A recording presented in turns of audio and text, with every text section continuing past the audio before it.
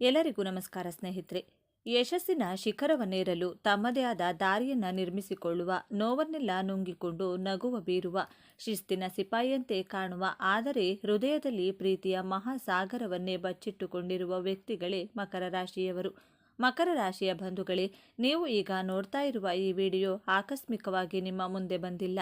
ನಿಮ್ಮ ಜೀವನದ ಅತ್ಯಂತ ನಿರ್ಣಾಯಕ ಘಟ್ಟದಲ್ಲಿ ನಿಂತಿರುವ ನಿಮಗೆ ನಿಮ್ಮ ಇಷ್ಟ ದೇವರು ಅಥವಾ ನಿಮ್ಮ ಕುಲದೇವರು ಒಂದು ಪ್ರಮುಖ ಸಂದೇಶವನ್ನ ನೀಡಲು ಬಯಸಿದ್ದಾರೆ.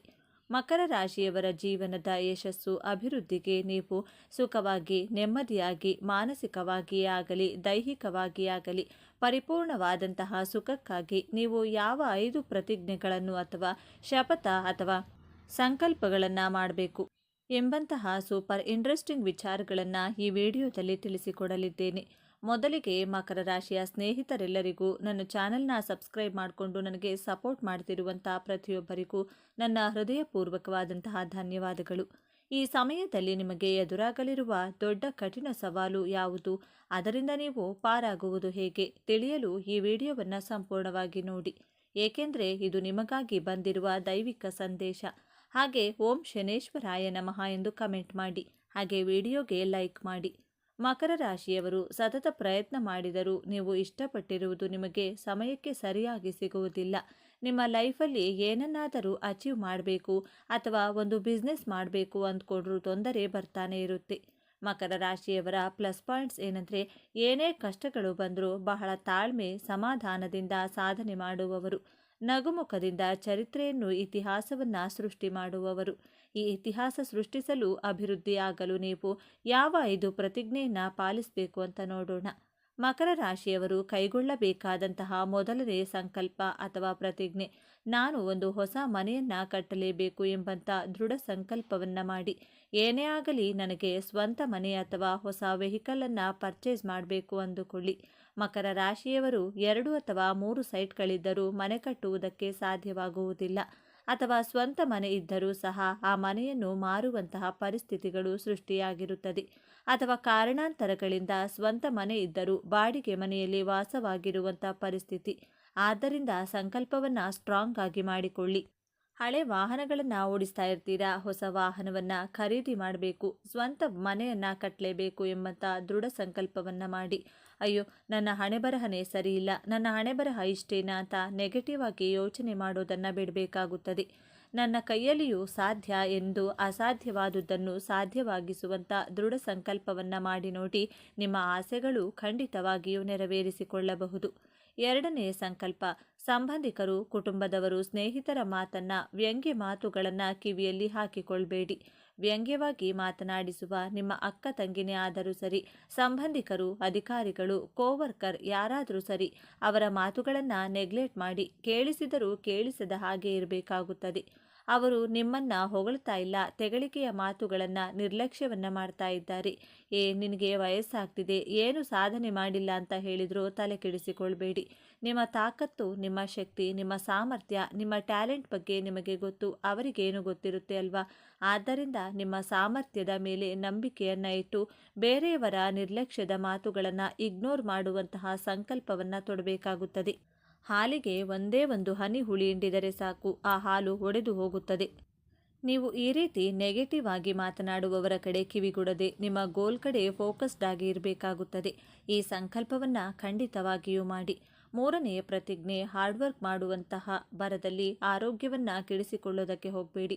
ಆರೋಗ್ಯ ಚೆನ್ನಾಗಿದ್ದರೆ ನಾವು ಜೀವನದಲ್ಲಿ ಯಾವ ಸಾಧನೆಯನ್ನಾದರೂ ಮಾಡಬಹುದು, ಹಣವನ್ನು ಸಹ ದುಡಿಯಬಹುದು. ಆದರೆ ಆರೋಗ್ಯವನ್ನು ಚೆನ್ನಾಗಿಟ್ಕೊಂಡ್ರೆ ಮಾತ್ರ ಹಣವನ್ನು ದುಡಿಯಲು ಸಾಧ್ಯ. ನಿಮ್ಮ ಮಾನಸಿಕ ಹಾಗೂ ದೈಹಿಕ ಆರೋಗ್ಯದ ಕಡೆ ಹೆಚ್ಚಿನ ಗಮನವನ್ನು ಕೊಡಿ. ನಿಮ್ಮ ಮನಸ್ಸಿಗೆ ಅನ್ನಿಸಿದ ಹಾಗೆ ಮನಸ್ಫೂರ್ತಿಯಾಗಿ ಕೆಲಸವನ್ನು ಮಾಡಿ. ನಿಮಗೆ ಇಷ್ಟವಾದಂತಹ ಊಟವನ್ನು ಮಾಡಿ. ಬೇರೆಯವರಿಗೋಸ್ಕರ ಕಾಂಪ್ರಮೈಸ್ ಮಾಡಿಕೊಳ್ಳೋದು, ಅಡ್ಜಸ್ಟ್ ಮಾಡಿಕೊಂಡು ನಿಮ್ಮ ಮನದಾಳದ ಇಚ್ಛೆಗಳಿಗೆ ವಿರುದ್ಧವಾಗಿ ನಡೆದುಕೊಳ್ಳಬೇಡಿ. ನಂತರ ಪಶ್ಚಾತ್ತಾಪವನ್ನು ಪಡೋ ಹಾಗಿಲ್ಲ. ನನ್ನ ಆರೋಗ್ಯವನ್ನು ಕಾಪಾಡಿಕೊಳ್ಳುತ್ತೇನೆ ಅಂತ ಸಂಕಲ್ಪ ಮಾಡಿ. ನೀವು ಮಾನಸಿಕವಾಗಿ ಕುಗ್ಗಿದಾಗ ಇದು ನಿಮ್ಮ ದೈಹಿಕ ಆರೋಗ್ಯದ ಮೇಲೆಯೂ ಸಹ ಪ್ರಭಾವ ಬೀರುತ್ತದೆ. ಆದ್ದರಿಂದ ಏನೇ ಕಷ್ಟ ಬಂದರೂ ನಗುಮುಖದಿಂದ ಸ್ವಾಗತಿಸಿ. ಮೆಂಟಲಿ, ಫಿಸಿಕಲಿ ಬ್ಯಾಲೆನ್ಸ್ಡ್ ಆಗಿ ಇರುವಂತಹ ಸಂಕಲ್ಪವನ್ನು ಮಾಡಿ. 4ನೆಯದಾಗಿ ಮಕರ ರಾಶಿಯವರು ತನ್ನ ಜನ್ಮಸ್ಥಳದಿಂದ ದೂರ ಹೋದರೆ ಆದಾಯ ಹೆಚ್ಚಾಗಿ ಆಗುವುದು. ಆದ್ದರಿಂದ ನೀವು ಹುಟ್ಟಿರುವಂತಹ ಊರಿನಿಂದ ಒಂದು 100 ಕಿಲೋಮೀಟರ್ ಅಥವಾ 500 ಕಿಲೋಮೀಟರ್ ಅಥವಾ ಫಾರಿನ್ನಲ್ಲಿ ಜಾಬ್ ಆಫರ್ ಬಂದರೂ ಸಹ ಭಯಪಡದೆ ಹೊರದೇಶದಲ್ಲಿ ದುಡಿದಾಗ ನಿಮಗೆ ಹೆಚ್ಚಿನ ಸಕ್ಸಸ್ ಲಾಭ ಸಿಗೋದು. ಮಕರ ರಾಶಿಯವರು ತಾನು ಹುಟ್ಟಿದ ಊರಿನ ಮೇಲೆ ವಿಶೇಷವಾದಂಥ ಪ್ರೀತಿಯನ್ನು ಇಟ್ಕೊಂಡಿರ್ತೀರಾ. ಆದರೂ ಸಹ ನೀವು ಹೆಚ್ಚಾಗಿ ಹಣ ಸಂಪಾದನೆ ಮಾಡಬೇಕು, ಹೆಸರು ಕೀರ್ತಿಯನ್ನು ಗಳಿಸಬೇಕು ಅಂದ್ಕೊಂಡಿದ್ರೆ ಖಂಡಿತವಾಗಿಯೂ ಸ್ಥಾನ ಪರಿವರ್ತನೆ ಆಗಲೇಬೇಕು. ನಿಮ್ಮ ಹುಟ್ಟೂರು ನಿಮಗೆ ಜನ್ಮ ಕೊಟ್ಟ ತಾಯಿಯ ರೀತಿ. ಹೊರದೇಶದ ದುಡಿಮೆ ನಿಮ್ಮ ಹೆಂಡತಿ ಅಥವಾ ಜೀವನ ಸಂಗಾತಿಯ ರೀತಿ. ಜೀವನ ಸಂಗಾತಿ ಬಂದ ಕೂಡಲೇ ನಮ್ಮ ತಾಯಿಯನ್ನು ಮರೆಯೋದಕ್ಕೆ ಸಾಧ್ಯ ಇಲ್ಲ ಅಲ್ವಾ? ಅದೇ ರೀತಿ ಹೊರ ರಾಷ್ಟ್ರ, ಹೊರ ದೇಶ, ಹೊರ ರಾಜ್ಯದಲ್ಲಿ ಕೆಲಸವನ್ನು ಮಾಡಿ ಸಾಧನೆಯನ್ನು ಮಾಡಿ ಆ ಹಣದಿಂದ ನಿಮ್ಮ ತಾಯ್ನಾಡಿಗೆ, ನಿಮ್ಮ ಹುಟ್ಟೂರಿಗೆ ಸಹಾಯವನ್ನು ಮಾಡಿ. ಹುಟ್ಟೂರಲ್ಲೇ ಇದ್ದು ಭೂಮಿಗೆ ಭಾರವಾಗಿ ಬದುಕುವುದರಿಂದ ಹೊರಗಡೆ ಹೋಗಿ ದುಡಿದು ನಿಮ್ಮ ತಾಯಿಗೂ ತಾಯ್ನಾಡಿಗೂ ಹೆಮ್ಮೆಯನ್ನು ತರಬೇಕು ಅನ್ನುವಂಥ ಸಂಕಲ್ಪವನ್ನು ದೃಢವಾಗಿ ಮಾಡಿ. 5ನೆಯದಾಗಿ ನಿಮ್ಮ ಮೇಲೆ ಅಧಿಕಾರ ಚಲಾಯಿಸುವ ನಿಮ್ಮ ಮೇಲಾಧಿಕಾರಿಗಳು, ನಿಮ್ಮ ಬಾಸ್, ನಿಮ್ಮ ಕೋವರ್ಕರ್ಸ್ ಯಾರಾದರೂ ಸರಿ ನಿಮಗೆ ತೊಂದರೆಯನ್ನು ಕೊಡ್ತಾ ಇದ್ದರೆ ಅವರನ್ನು ನೀವು ಇಗ್ನೋರ್ ಮಾಡಲೇಬೇಕು. ನೀವು ಸ್ಟ್ರೈಟ್ ಫಾರ್ವರ್ಡ್ ಆಗಿ ಮಾತನಾಡ್ತೀರಾ. ಸತ್ಯವಾಗಿ ಮಾತನಾಡುವವರಿಗೆ ಶತ್ರುಗಳು ತುಂಬ ಜಾಸ್ತಿ ಇರ್ತಾರೆ ಹಾಗೂ ತುಂಬ ರಿಸರ್ವ್ಡ್ ಆಗಿರ್ತೀರಾ ನೀವು. ಆದ್ದರಿಂದಲೇ ಅಧಿಕಾರಿಗಳು, ನಿಮ್ಮ ಕೋವರ್ಕರ್ಸ್ ನಿಮ್ಮ ಮೇಲೆ ಅಧಿಕಾರವನ್ನು ಚಲಾಯಿಸಿದರೂ ಎದುರು ಮಾತನಾಡದೆ ಅವರನ್ನು ಅವಾಯ್ಡ್ ಮಾಡಿ. ಅವಶ್ಯಕತೆ ಇದ್ದರೆ ಮಾತ್ರ ಅವರಿಗೆ ಎದುರುತ್ತರವನ್ನು ಕೊಡಿ, ಮಾತನಾಡಿ. ಇಲ್ಲದಿದ್ದರೆ ಆ ಜಾಗವನ್ನೇ ಖಾಲಿ ಮಾಡಿ. ಈ 5 ಸಂಕಲ್ಪಗಳನ್ನು ನಿಮ್ಮ ಜೀವನದಲ್ಲಿ ಪಾಲಿಸಿ ನೋಡಿ. ನಿಮ್ಮ ಯಶಸ್ಸು, ಗೆಲುವನ್ನು ತಡೆಯಲು ಯಾರಿಂದಲೂ ಸಾಧ್ಯವಾಗುವುದಿಲ್ಲ. ನಾವು ಈ ಭೂಮಿ ಮೇಲೆ ಹುಟ್ಟಿದ ಮೇಲೆ ಏನನ್ನೂ ಮಾಡದೆ ಸಾಯಬಾರದು. ಏನನ್ನಾದರೂ ನಮ್ಮದು ಅಂತ ಐಡೆಂಟಿಟಿ ಕ್ರಿಯೇಟ್ ಮಾಡಬೇಕು. ಹೆಸರು, ಕೀರ್ತಿ, ಸಾಧನೆಯನ್ನು ಮಾಡಿ ಇತಿಹಾಸವನ್ನು ಸೃಷ್ಟಿಸಿ ಸಾಯಬೇಕು. ಆಗಲೇ ಈ ಮಾನವ ಜನ್ಮಕ್ಕೆ ಸಾರ್ಥಕತೆ ಸಿಗೋದು. ಈ ಸಾರ್ಥಕತೆಯ ಜೀವನ ನಿಮ್ಮದಾಗಲಿ ಅಂತ ಆಶಿಸ್ತೇನೆ. ಹಾಗಾದರೆ ಈ ದೊಡ್ಡ ಸಮಸ್ಯೆಯಿಂದ ಪಾರಾಗುವುದು ಹೇಗೆ? ಈ ಯಶಸ್ಸನ್ನು ಶಾಶ್ವತವಾಗಿ ಉಳಿಸಿಕೊಳ್ಳುವುದು ಹೇಗೆ? ಪರಿಹಾರ ತುಂಬ ಸರಳವಾಗಿದೆ, ಆದರೆ ಇದನ್ನು ನೀವು ಅತ್ಯಂತ ಶ್ರದ್ಧೆಯಿಂದ ಪಾಲಿಸಬೇಕು. ನಿಮ್ಮ ರಾಶ್ಯಾಧಿಪತಿ ಶನಿ ಮಹಾತ್ಮನು ಸೇವೆಯಿಂದ ಮಾತ್ರ ಸಂತುಷ್ಟನಾಗುತ್ತಾನೆ. ಪ್ರತಿ ಶನಿವಾರ ನಿಮ್ಮ ಕೈಲಾದಷ್ಟು ಬಡವರಿಗೆ, ವೃದ್ಧರಿಗೆ ಅಥವಾ ದೈಹಿಕವಾಗಿ ಅಶಕ್ತರಿಗೆ ಅನ್ನದಾನ ಅಥವಾ ವಸ್ತ್ರದಾನ ಮಾಡಿ. ಇದು ನಿಮ್ಮ ಕರ್ಮವನ್ನು ಶುದ್ಧವಾಗಿಸುತ್ತದೆ. ನಿಮ್ಮ ನಿರಾಶಾವಾದವನ್ನು ಹೋಗಲಾಡಿಸಲು ಪ್ರತಿ ಶನಿವಾರ ಹತ್ತಿರದ ಆಂಜನೇಯನ ದೇವಸ್ಥಾನಕ್ಕೆ ಅಥವಾ ವೆಂಕಟೇಶ್ವರ ಸ್ವಾಮಿ ದೇವಸ್ಥಾನಕ್ಕೆ ಭೇಟಿ ನೀಡಿ. ಶನಿದೇವನಿಗೆ ಎಳ್ಳೆಣ್ಣೆ ದೀಪ ಹಚ್ಚಿ. ಇದು ನಿಮ್ಮ ಮನಸ್ಸಿನ ಅನುಮಾನಗಳನ್ನು ದೂರ ಮಾಡಿ ಸ್ಥಿರತೆಯನ್ನು ನೀಡುತ್ತದೆ. ನಿಮಗೆ ಸಣ್ಣ ಯಶಸ್ಸು ಸಿಕ್ಕಾಗಲೂ ತಕ್ಷಣ ನಿಮ್ಮ ಇಷ್ಟ ದೇವರನ್ನು ಅಥವಾ ಕುಲದೇವರನ್ನು ಮನಸ್ಸಿನಲ್ಲಿ ಸ್ಮರಿಸಿ. ಇದೆಲ್ಲ ನಿನ್ನ ಕೃಪೆಯೆಂದು ಕೃತಜ್ಞತೆಯನ್ನು ಸಲ್ಲಿಸಿ. ನಿಮ್ಮ ಸಂತೋಷವನ್ನು ಕನಿಷ್ಠ ಒಬ್ಬರ ಜೊತೆಗಾದರೂ ಹಂಚಿಕೊಳ್ಳಿ. ಈ ಒಂದು ಅಭ್ಯಾಸ ನಿಮ್ಮ ನಿರಾಶಾವಾದವನ್ನು ಒಡೆದು ನಿಮ್ಮ ಭಾಗ್ಯವನ್ನು ನಿಮ್ಮ ಬಳಿಯೇ ಉಳಿಸುತ್ತದೆ. ಮಕರ ರಾಶಿಯವರೇ, ನಿಮ್ಮ ಜೀವನವನ್ನು ಸಂಪೂರ್ಣವಾಗಿ ಬದಲಾಯಿಸುವ ಶಕ್ತಿ ಈಗ. ನಿಮ್ಮ ಸಹನೆಯ ಪರೀಕ್ಷೆ ಮುಗಿದಿದೆ. ಈಗ ವಿಜಯೋತ್ಸವದ ಆರಂಭವಾಗಲಿದೆ. ನೀವು ಅನುಭವಿಸಿದ ಪ್ರತಿಯೊಂದು ನೋವಿಗೂ ಈಗ ಪ್ರತಿಫಲ ಸಿಗಲಿದೆ. ನಿಮ್ಮ ಶ್ರಮದ ಕಣ್ಣೀರು ಈಗ ಆನಂದ ಭಾಷ್ಪವಾಗಿ ಬದಲಾಗುವ ಸಮಯ ಬಂದಿದೆ. ನೆನಪಿಡಿ, ಈ ವಿಡಿಯೋ ನಿಮಗೆ ತಲುಪಿದ್ದು ಆಕಸ್ಮಿಕವಲ್ಲ. ಇದು ನಿಮ್ಮ ಇಷ್ಟ ದೇವರು ನಿಮಗೆ ನೀಡುತ್ತಿರುವ ಸ್ಪಷ್ಟ ಸಂದೇಶ. ಈ ಅದ್ಭುತ ಸಮಯವನ್ನು ಸದುಪಯೋಗಪಡಿಸಿಕೊಳ್ಳಿ. ನಿಮ್ಮ ಜೀವನದ ಹೊಸ ಅಧ್ಯಾಯ ತಯಾರಾಗಿ, ನಿಮ್ಮ ನಂಬಿಕೆಯ ಸಂಕೇತವಾಗಿ ನಿಮ್ಮ ಜೀವನ ಬದಲಾಗಬೇಕು ಎನ್ನುವ ಸಂಕಲ್ಪದೊಂದಿಗೆ ತಪ್ಪದೆ ನಿಮ್ಮ ಕುಲದೇವರ ಅಥವಾ ನಿಮ್ಮ ಇಷ್ಟ ದೇವರ ಹೆಸರನ್ನು ಕಮೆಂಟ್ ಮಾಡಿ. ದ್ವಾದಶ ರಾಶಿಗಳಲ್ಲಿ ಒಂದಾಗಿರುವಂತಹ ಮಕರ ರಾಶಿಯ ಅಡಿಯಲ್ಲಿ ಜನಿಸಿರುವಂತಹ ಜನರು ನಂಬಿಕೆಗೆ ಅರ್ಹರು. ಅವರನ್ನು ನಂಬಿ ಯಾವುದೇ ಕೆಲಸಕ್ಕೆ ಕೈ ಹಾಕಬಹುದು. ಇವರು ತಮ್ಮ ಜೀವನದಲ್ಲಿ ತಮ್ಮ ಆಸೆ ಆಕಾಂಕ್ಷೆಗಳನ್ನು ಪ್ರಾಯೋಗಾತ್ಮಕವಾಗಿ ಪೂರೈಸಿಕೊಳ್ಳುವಂಥ ಇಚ್ಛೆಯನ್ನು ಉಳ್ಳವರಾಗಿರುತ್ತಾರೆ. ಯಶಸ್ಸಿನ ಶಿಖರವನ್ನೇರಲು ತಮ್ಮದೇ ಆದ ದಾರಿಯನ್ನು ನಿರ್ಮಿಸಿಕೊಳ್ಳುವ, ನೋವನ್ನೆಲ್ಲ ನುಂಗಿಕೊಂಡು ನಗುವ ಬೀರುವ, ಶಿಸ್ತಿನ ಸಿಪಾಯಿಯಂತೆ ಕಾಣುವ, ಆದರೆ ಹೃದಯದಲ್ಲಿ ಪ್ರೀತಿಯ ಮಹಾಸಾಗರವನ್ನೇ ಬಚ್ಚಿಟ್ಟುಕೊಂಡಿರುವ ವ್ಯಕ್ತಿಗಳೇ ಮಕರ ರಾಶಿಯವರು. ಮಕರ ರಾಶಿಯ ಬಂಧುಗಳೇ, ನೀವು ಈಗ ನೋಡ್ತಾ ಇರುವ ಈ ವಿಡಿಯೋ ಆಕಸ್ಮಿಕವಾಗಿ ನಿಮ್ಮ ಮುಂದೆ ಬಂದಿಲ್ಲ. ನಿಮ್ಮ ಜೀವನದ ಅತ್ಯಂತ ನಿರ್ಣಾಯಕ ಘಟ್ಟದಲ್ಲಿ ನಿಂತಿರುವ ನಿಮಗೆ ನಿಮ್ಮ ಇಷ್ಟ ದೇವರು ಅಥವಾ ನಿಮ್ಮ ಕುಲದೇವರು ಒಂದು ಪ್ರಮುಖ ಸಂದೇಶವನ್ನು ನೀಡಲು ಬಯಸಿದ್ದಾರೆ. ನಿಮ್ಮ ಜೀವನದಲ್ಲಿ ಇದೇ ಆಗುತ್ತದೆ. ಇಷ್ಟು ದಿನ ನೀವು ಅನುಭವಿಸಿದ ಸಹನೆ, ನೋವು ಮತ್ತು ಅಪಾರವಾದ ಶ್ರಮಕ್ಕೆ ಪ್ರತಿಫಲ ಸಿಗುವ ಸಮಯ ಬಂದಿದೆ. ನಿಮ್ಮ ಜೀವನದ ದಿಕ್ಕು ಯಶಸ್ಸಿನ ಉತ್ತುಂಗಕ್ಕೆ ಏರುತ್ತದೆಯೇ ಅಥವಾ ಮತ್ತೆ ನಿರಾಶೆಯ ಕೂಪಕ್ಕೆ ಬೀಳುತ್ತದೆಯೇ ಈಗ ನಿಮ್ಮ ಭವಿಷ್ಯವನ್ನು ನಿರ್ಧರಿಸಲಿವೆ. ಈ ಸಮಯದಲ್ಲಿ ನಿಮಗೆ ಎದುರಾಗಲಿರುವ ದೊಡ್ಡ ಕಠಿಣ ಸವಾಲು ಯಾವುದು, ಅದರಿಂದ ನೀವು ಪಾರಾಗುವುದು ಹೇಗೆ ತಿಳಿಯಲು ಈ ವಿಡಿಯೋವನ್ನು ಸಂಪೂರ್ಣವಾಗಿ ನೋಡಿ, ಏಕೆಂದರೆ ಇದು ನಿಮಗಾಗಿ ಬಂದಿರುವ ದೈವಿಕ ಸಂದೇಶ. ಹಾಗೆ ಓಂ ಶನೇಶ್ವರಾಯ ನಮಃ ಎಂದು ಕಮೆಂಟ್ ಮಾಡಿ, ಹಾಗೆ ವಿಡಿಯೋಗೆ ಲೈಕ್ ಮಾಡಿ. ಮೊದಲಿಗೆ ಇಷ್ಟು ದಿನ ನೀವು ಕಷ್ಟಪಟ್ಟಿದ್ದು ಕಳೆದ ಕೆಲವು ವರ್ಷಗಳಿಂದ, ವಿಶೇಷವಾಗಿ ಈ 2.5 ವರ್ಷದಲ್ಲಿ ನೀವು ಅನುಭವಿಸಿದ ಯಾತನೆ ಅಷ್ಟಿಷ್ಟಲ್ಲ. ಮಕರ ರಾಶಿಯವರಾದ ನಿಮಗೆ ಶ್ರಮ ಎನ್ನುವುದೇ ರಕ್ತದಲ್ಲಿಯೇ ಬಂದಿದೆ. ಆದರೆ ನೀವು ಪಟ್ಟ ಶ್ರಮಕ್ಕೆ ಬೆಲೆ ಸಿಗಲಿಲ್ಲ. ರಾತ್ರಿ ಹಗಲೆನ್ನದೇ ದುಡಿದರು, ಅದರ ಕೀರ್ತಿ ಬೇರೆಯವರ ಪಾಲಾಯಿತು. ನಿಮ್ಮದಲ್ಲದ ತಪ್ಪಿಗೆ ನೀವು ಜವಾಬ್ದಾರರಾಗಬೇಕಾಯಿತು.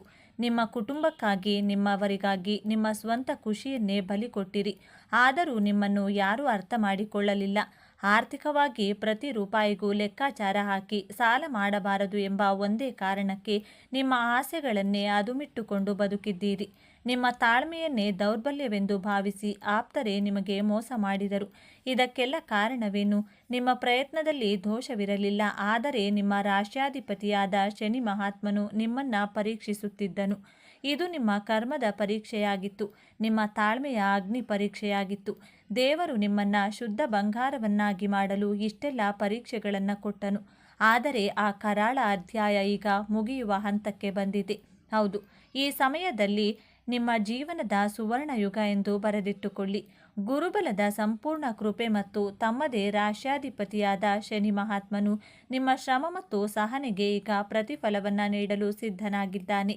ನಿಮ್ಮ ಜೀವನದ ಪ್ರತಿಯೊಂದು ಕ್ಷೇತ್ರವು ಹೇಗೆ ಅದ್ಭುತವಾಗಿ ಬದಲಾಗುತ್ತದೆ ಎಂದು ಈಗ ಒಂದೊಂದಾಗಿ ನೋಡೋಣ. ಇದು ಅತ್ಯಂತ ಪ್ರಮುಖವಾದ ಬದಲಾವಣೆ. ಮಕರ ರಾಶಿಯವರಿಗೆ ತಮ್ಮ ವೃತ್ತಿಯ ಪ್ರಾಣ.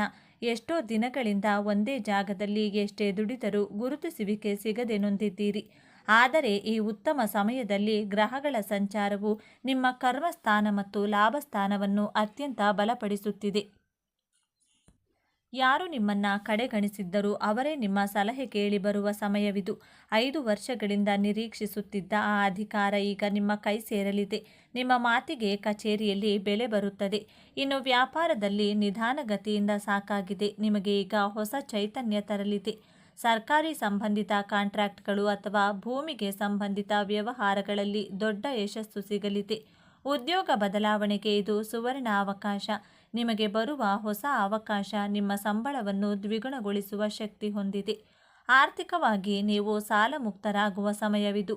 ಬರುವುದಿಲ್ಲ ಎಂದುಕೊಂಡಿದ್ದ ಹಳೆಯ ಹಣ, ನಿಂತು ಹೋಗಿದ್ದ ಪೇಮೆಂಟ್ ಎಲ್ಲವೂ ನಿಮ್ಮ ಕೈ ಸೇರಲಿದೆ.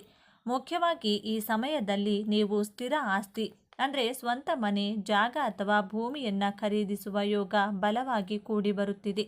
ಲಕ್ಷ್ಮೀದೇವಿಯು ನಿಮ್ಮ ಮನೆಯಲ್ಲಿ ಸ್ಥಿರವಾಗಿ ನೆಲೆಸುತ್ತಾಳೆ. ನಿಮ್ಮ ಬೆನ್ನ ಹಿಂದೆ ಮಾತನಾಡುವವರು, ನಿಮ್ಮ ಏಳಿಗೆಯನ್ನು ಸಹಿಸದ ಗುಪ್ತ ಶತ್ರುಗಳಿಂದ ನೀವು ಬಹಳ ನೊಂದಿದ್ದೀರಿ. ಆದರೆ ನಿಮ್ಮ ರಾಶ್ಯಾಧಿಪತಿಯೇ ಶನಿಯೇ ನ್ಯಾಯಾಧೀಶ. ಈ ಸಮಯದಲ್ಲಿ ಆ ಶತ್ರುಗಳ ನಿಜ ಬಣ್ಣ ಎಲ್ಲರ ಮುಂದೆ ಬಯಲಾಗುತ್ತದೆ. ದೈವಿಕ ನ್ಯಾಯ ನಿಮ್ಮ ಪರವಾಗಿ ನಿಲ್ಲಲಿದೆ. ಇನ್ನು ಆಸ್ತಿ ವಿವಾದ, ಸುಳ್ಳು ಕೇಸುಗಳು ಅಥವಾ ಯಾವುದೇ ಕೋರ್ಟು ಕಚೇರಿ ವಿಚಾರಗಳಲ್ಲಿ ಸಿಲುಕಿ ವರ್ಷಗಳಿಂದ ಕಷ್ಟಪಟ್ಟಿದ್ದು ಸಾಕು. ಈಗ ನಿಮಗೆ ವಿಜಯ ನಿಶ್ಚಿತ. ನಿಮ್ಮ ಮೇಲಿದ್ದ ಅಪವಾದಗಳು ಸುಳ್ಳು ಎಂದು ಸಾಬೀತಾಗುತ್ತದೆ. ನಿಮ್ಮ ಗೌರವ, ನಿಮ್ಮ ಆಸ್ತಿ ನಿಮಗೆ ಮರಳಿ ಸಿಗಲಿದೆ. ನೀವು ಕೆಲಸದ ಒತ್ತಡದಲ್ಲಿ ಕುಟುಂಬವನ್ನು ನಿರ್ಲಕ್ಷಿಸುತ್ತಿದ್ದೀರಿ ಎಂಬ ಆರೋಪ ನಿಮ್ಮ ಮೇಲಿತ್ತು. ನಿಮ್ಮ ಸಂಗಾತಿಯೊಂದಿಗೆ ಸಣ್ಣ ಸಣ್ಣ ವಿಷಯಕ್ಕೂ ಮನಸ್ತಾಪ ಉಂಟಾಗುತ್ತಿತ್ತು. ಆದರೆ ಈ ಶುಭ ಸಮಯದಲ್ಲಿ ನಿಮ್ಮ ನಡುವಿನ ಎಲ್ಲ ತಪ್ಪು ತಿಳುವಳಿಕೆಗಳು ದೂರವಾಗಿ ಅನ್ಯೋನ್ಯತೆ ಹೆಚ್ಚುತ್ತದೆ. ನಿಮ್ಮ ತ್ಯಾಗವನ್ನು ನಿಮ್ಮ ಕುಟುಂಬಸ್ಥರು ಅರ್ಥ ಮಾಡಿಕೊಳ್ಳುತ್ತಾರೆ. ಇನ್ನು ಮದುವೆಯಾಗದ ಮಕರ ರಾಶಿಯವರ ಯುವಕ ಯುವತಿಯರಿಗೆ ನೀವು ಬಯಸಿದಂತೆ ಒಂದು ಗಂಭೀರ ಮತ್ತು ಸ್ಥಿರವಾದ ಸಂಬಂಧ ಕೂಡಿ ಬರಲಿದೆ. ನಿಮ್ಮ ಮದುವೆ ನಿಶ್ಚಯವಾಗುವ ಎಲ್ಲ ಸಂಭವವಿದೆ.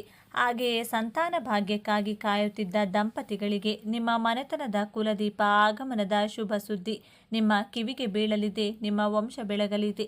ನಿಮ್ಮ ಮಕ್ಕಳ ಭವಿಷ್ಯದ ಬಗ್ಗೆ, ಅವರ ಓದಿನ ಬಗ್ಗೆ ನಿಮಗೆ ದೊಡ್ಡ ಚಿಂತೆಯಾಗಿತ್ತು.